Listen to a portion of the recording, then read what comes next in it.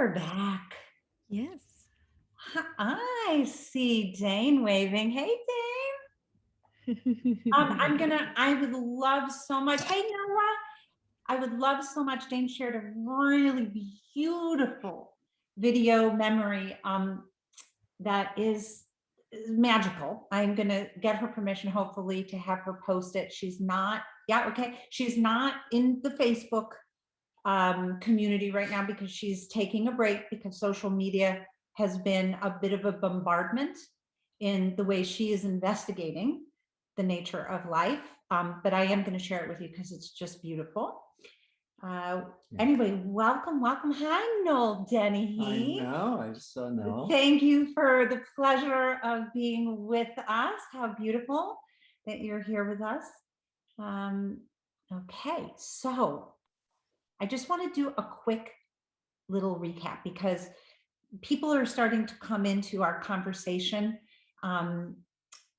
as they come in. And that's what makes us a very loving, amazing group of friends, because it really doesn't matter when you come into this conversation, because the conversation is pretty much continually exploring the true nature of our being, the reconnective healing experience. So we do want to do just a little recap. Since the month is been devoted in a way to the nature of healing, we kind of topically explored the beginning of the month, this idea of losing normal. And for those of you who weren't a part of it, I'm going to just briefly kind of encapsulate this idea of losing normal. We framed it in the way that it is investigating losing that which we would never, ever willingly give up, and the healing that comes through these losses. Then we moved on to this idea that we named the encounter, just for lack of a clear name, because there is no name for this idea. But the question surrounding the encounter was, how can we recognize that which is? And why is it that our longing, the wanting, never finds what it's looking for? If we really observe all of life, we recognize that longing just comes to rest in looking. And we might call that a discontinuous satisfaction, meaning that it is satisfaction. And it may even be pleasure, but it is not connected to the continuous nature of our being.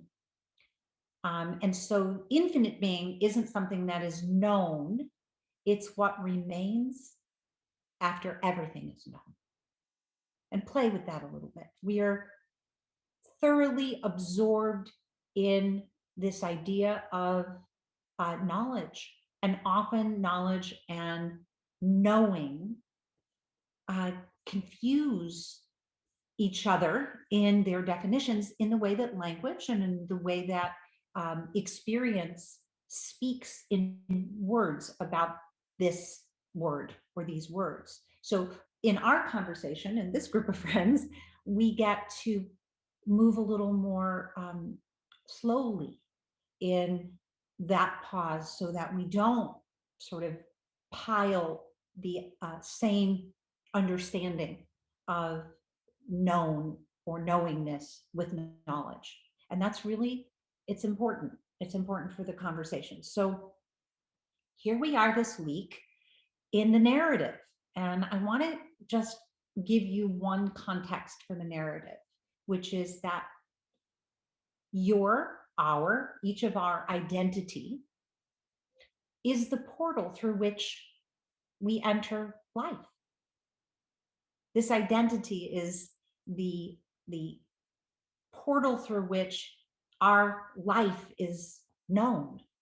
Maybe our life isn't known knowingly, but it is known. So how I perceive myself is how the narrative of my life is expressed. And that is significant and important when we are in the inquiry of and the importance to be self-known. So the kind of overarching question are my perceived circumstances. Those include everything that you would call life. Is my perceived life my actual life? Are my perceived circumstances my actual circumstances? And how does this affect the emotional,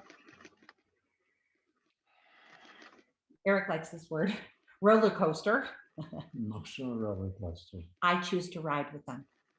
And it is that flow is that roller coaster. And so this is the moment we want you to take out just something to write with.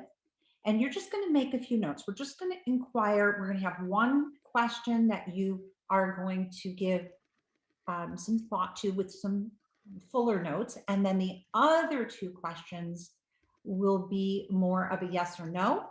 And then the last question will be a little bit of a further consideration, maybe with a few sentences, okay? And then we're going to move because we have a lot to cover. So ask yourself if you've gained in appreciation for things that matter most to you.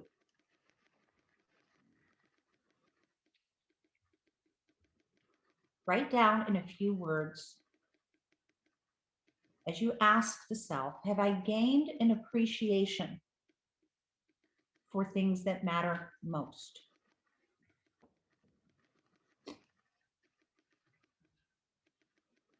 And if you can identify that we are referring to as things that matter most, just quickly jot them down. This isn't, it isn't meant to be an overwhelming exercise.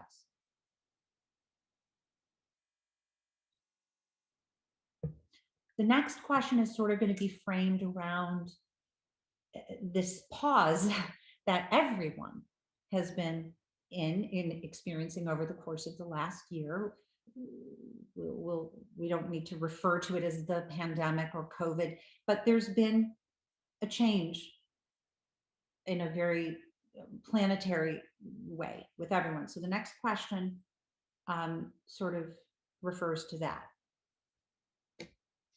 And that is, do the things that formerly mattered to you now, they matter the same? Do they matter less?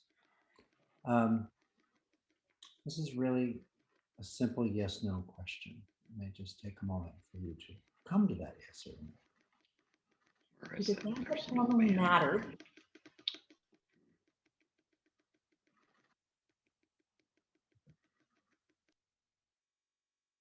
prior to what we'll call this pause matter more now or less now?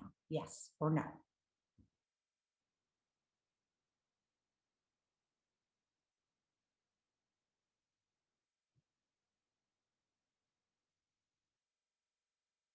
Or do the things that mattered less now matter more?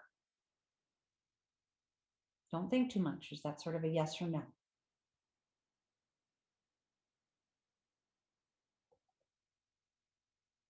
I love your smile, Melissa. I caught that. Okay. And here's the last one. And we do want you to give some notes to this. How often do you notice the narrative of things that matter the least to you being given the most attention by you? Let me repeat that. How often do you notice the narratives of things that matter least to you being given the most attention by you? Write down a few words about this. It could be something just super obvious. Now give me sound from here. you know, the way the garbage man picks up the garbage and leaves your can at the street. I mean, it could, how often do you notice the narrative things that matter least to you being given the most attention by you? How often and what are they?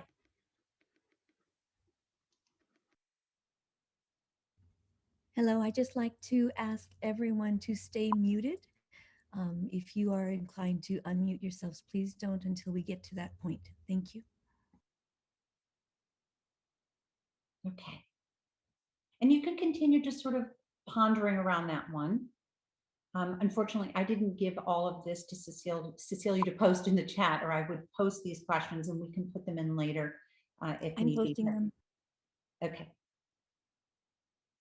So I want to read just a quick poetic contemplation here for you before we jump into the next part. We're going to be sharing a lot today because it's a narrative conversation. So one of my favorite poets, if you're hanging out with us, you know, is Ruby Carr. I love her. This idea was very poignant to me. See how it resonates for you as or not. I'm either romanticizing the past or I'm busy worrying about the future. I'm either romanticizing or regretting the past, or I'm busy worrying about creating the future. It's no wonder I don't feel alive. I'm not living in the only moment that's real, present. So the identity is the portal through which you enter life, and how you perceive yourself is how the narrative of life is expressed. We want to share with you, we're going to put it up in just a moment, the narrative of a fourth grader. His name is Sam. He happens to be my nephew. So we're going to read it, but we're going to put it up on the screen because we want you to read the words as we read. Okay? So this is the narrative, being asked these questions. This is the narrative of the fourth grader. Are you able to share screen, Cece? Yes, yes, here we go. I'll wait for you. Okay, here we go. And please, everyone, just take a look at your microphone. You may think that it's off, but someone's is open and we hear a little bit of sounds and conversation there. So please just make sure that you mute it. Sam, this is the narrative. Ask these questions. I'm from Android and Apple. From crazy board breaking and rotten sparring. I'm from the muddy grass at my house. I am from the tight striped rainbow PJs. The sad, rainy, droopy days that annoyed me most. I'm from embarrassing times and crazy moments. From pine trees and pretty white flowers. I'm from the frosting filled face and the colorful candy cane teeth. From sticky cotton candy and the hard bone breaking pencil. And from my nanny's harsh ear pulls that made my face red, and the timeout chair spinning and aching my head. I'm from the old rusty playhouse and the new bright treehouse that I get nauseous in. From the annoying squawking bird learning to talk, the two cute sugar gliders. And the little brown field mouse that squeaked when we left. In my filled up drawer was a picture of my grandma, who left to see her gone mom when I was very young. just 2 days before my two little twin brothers were born. I am from the fight with my parents and getting my phone taken away. I now regret that fight. So just to give you an example of narrative and how narrative gets shaped and the choices in how we understand this very important portal that we come through, and the significance and importance to be self-known. These are the aspects of the conversation that we want you inquiring into. And we know it's layered. Just let it all sit there and cascade and form and flow. Eric wanted to share a little bit around the narrative and how that began for you. You know, even though we look at where the narrative begins, it's only our perception of where it begins. I could say that the narrative began when I returned to my office after my encounter. And yet, actually, there was an internal narrative that began when I opened my eyes, when the light came on and the bedroom door was open. There was a narrative running inside when I walked through my house, holding on desperately to my very large knife and hoping if anyone were there, I wouldn't have to pretend to spray a can of pepper spray at them. And sometimes I think the narrative began when I returned to my office after that encounter, how I showed up as a healer, who I showed up in the world as, and what my eye went away and came back as from this encounter.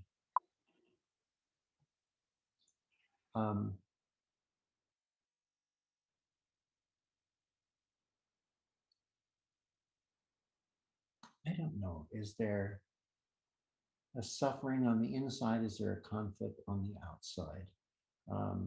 Parts of my narrative had some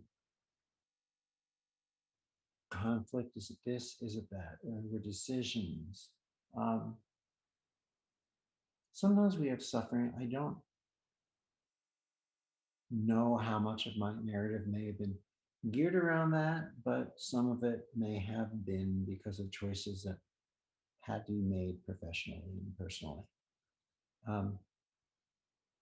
So is the modulation of energy, light, and information signaling to us that we may have overlooked it.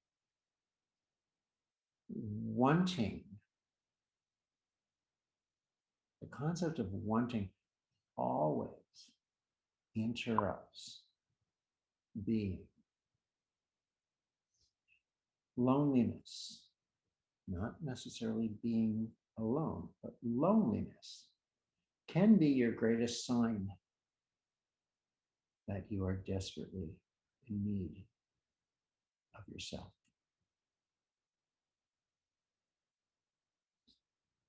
So, I think we're being notified that we want to say hello to the YouTubers. hi, YouTubers. Hope you've enjoyed this time with us. We're kind of in this conversation. Hate to drop you off here, but we'll leave that to the YouTube coordinator. But we're going to say goodbye to you. Hope you'll join us. We are a group of friends, and we gather just like this to ignite a conversation around the true nature of our being, which is inspired by the Reconnective Healing experience. So we hope to see you. Yeah, we're invited to join us and play as one of our new friends. So, how do we communicate our narrative? If we are aware that the experience that we are, in some ways, always contains losing normal. Look at your life. It could be on any given day. It could be in any given hour. That which is continuously beyond our control, or better said, that which is larger than any and all discontinuous experiences, is the nature of healing. It's the nature of the I. So it doesn't mean we don't exist. We do. We are that finite experience. Hey there, family. Dr. Eric and Jillian here. Welcome, everyone. And we're very excited about Reconnective Life, our first online global community. This is the most exciting way we've been able to get together since I founded the Reconnection. It'll be a place where we can do things together. We'll move into breakout rooms at times when that's appropriate. We'll have energy interactions and meditations and exercises. In other words, expect things you haven't seen before. You are so charged. Things we He is so lit about every new way we get to be together every day. Just be together. Let us just speak a little bit about what is going to be the shape of this community. In this community, we can share and discover more. Here we can talk to each other, we can chat, we can learn from and about one another. Jillian, me, our life leaders, and you will be in daily conversation with you. Weekly, we will have Facebook Lives. We will be with you every Wednesday. Sometimes it'll be just Eric. On occasion, it might just be me. Sometimes it'll be the two of us. It's all about giving you a way to look at the week living in the frequencies. And in every fourth week, we will include a live Q&A, so we can talk about the things that have been coming up for us, discuss back and forth, share, grow, expand together. And the ever-growing library of content that has been created over 20 years that will be on demand for you. It will be on-demand content for you to view, enjoy, share again with your inner circle. And monthly, we are going to have live Zoom retreats. We're going to bring in some exercises and experiences and things that previously we've reserved for our physical retreats, you know, when we were in the different location resorts and things. And we're modifying them so that we can work with these with you in your home, in your living room, in your den. Put into the chat line, what is facility? We're having these weekly Zoom in-depth Q&As. Finally, they have a place and space to just define what does that really mean living in the frequencies. This is something that is in all of us. Everyone can do this. It doesn't matter how many levels you've gone through or how well you know the programs. It's a community that allows us to recognize how interrelated we all are as receivers of energy, light, and information. See you there. Reconnective Life, living in the frequencies every day.